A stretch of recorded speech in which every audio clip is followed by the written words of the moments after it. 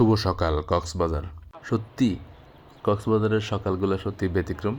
অবশ্যই এটা ঘুরতে যাওয়ার জন্যই আমরা সবাই যাই, এই জন্যই আমাদের কাছে ভালো লাগে। সকালবেলার বীজটা খুবই সুন্দর থাকে এবং লোক সমাগম একটু কম থাকে সব জায়গায়, যেটা দেখতে ভালো লাগে। ঢেউগুলো আস্তে আস্তে পড়ে আর দাঁড়িয়ে দাঁড়িয়ে দেখতে সত্যি মনোমুগ্ধকর একটা ব্যাপার তৈরি হয়।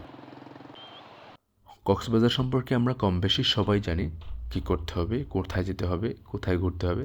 তারপর এখানে ব্যবহার বিধির যে নিয়মগুলো আছে সেটা হলো কি কি আপনি ভাড়ায় নিতে পারবেন, কোনগুলো আপনাকে কিনতে হবে, কোন কোন স্পটগুলোতে যেতে পারবেন। যেরকম এখানে ক্যামেরাম্যান ভাড়ায় পাওয়া যায় যারা আপনার ছবি তুলে দেবে। তাদের কাছে হাজারো লোক, হাজারো পর্যটক কট খাইছেন। এটা নিত্য নৈমিত্তিক ঘটনা, আপনি যতই চালাক হন না কেন এখানে। তারপরে হোটেল, আপনি কোন কোন হোটেলে খাবেন, কোন কোন হোটেলে খেতে পারেন, থাকার তো অবশ্যই নির্দিষ্ট করে খোঁজখবর নিয়ে হোটেল বুকিং দিয়ে তারপর যেতে হবে, তাহলে আপনার জন্য ভালো হবে। তারপর আপনি খাবারের জন্য কোন কোন হোটেলগুলো আপনি চয়েস করতে পারেন। এখানে অনেক নামি দামি হোটেল আছে এবং ভালো মানের হোটেল আছে যেগুলো দুপুরে, সকালে, রাতে খাওয়ার জন্য উপযোগী। যেরকম আমরা গিয়েছিলাম ঝাউবনে।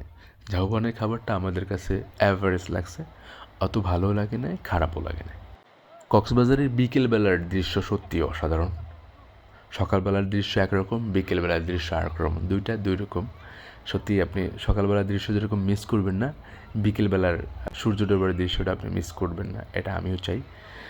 কেউ মিস করেন না, ভালো লাগবে। যে কয়দিন থাকবেন প্রতিদিন সকাল সন্ধ্যা দেখবেন, সেটা আপনার কাছে ভালো লাগবে। আলগনি হোটেল, আলগনি হোটেলে আমরা রাতের খাবার খেয়েছিলাম। রাতের খাবার আমার কাছে খুবই ভালো লাগছে।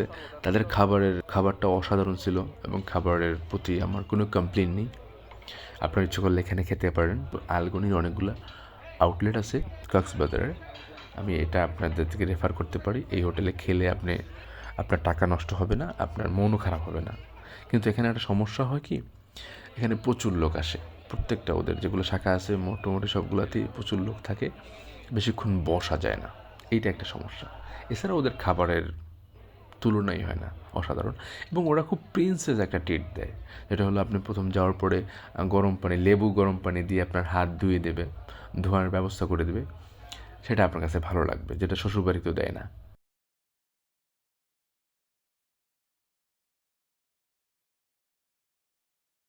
কক্সবাজারের সবচেয়ে মনোমুগ্ধকর দৃশ্যের ভিতরে একটা হলো এই দৃশ্যটা কলাতলি বিচে যখন যাবেন, ওখান থেকে উঁচু থেকে আপনি সমুদ্রের ঢেউগুলো দেখতে পাবেন দূর থেকে, তখন এটা মনে নাড়া দেয়, বাজান আমি তো কক্সবাজার চলে আসি।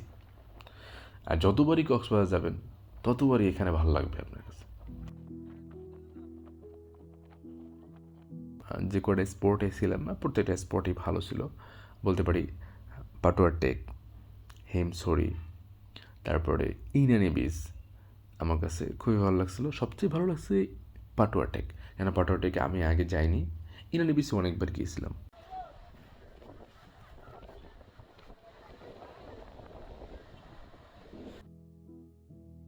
আর যাই হোক, আপনি ইনানি বিচ গেলে অবশ্যই এই বাইকে উঠবেন, বিচ বাইকে।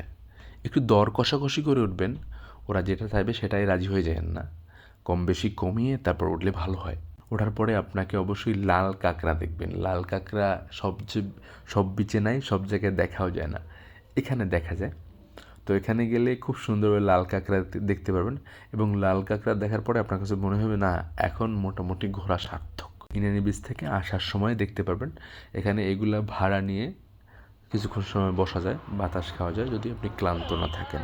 কেননা মেরিন ড্রাইভে কাজ চলতেছে, চাঁদের গাড়িতে প্রচুর ধুলো আসে এবং খুব অল্পতে আপনি একটু ক্লান্ত হয়ে যাবেন, মনে হয় চাইবে না যে আবার আরেকটা স্পটে যাই, ঘুরি। কাসন্দি, তো ওনাদের খাবারও আমার কাছে ভালো লাগছিল।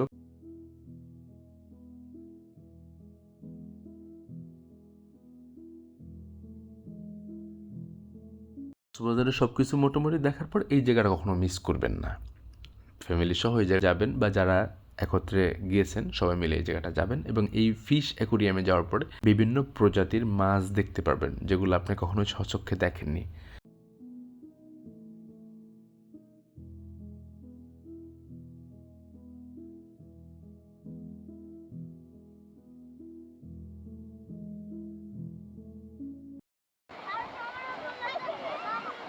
আজ এই পর্যন্তই। সবাই ভালো থাকুন, সুস্থ থাকুন। আবারও দেখা হবে নতুন কোনো ভিডিওতে। সেই পর্যন্ত আল্লাহ হাফেজ।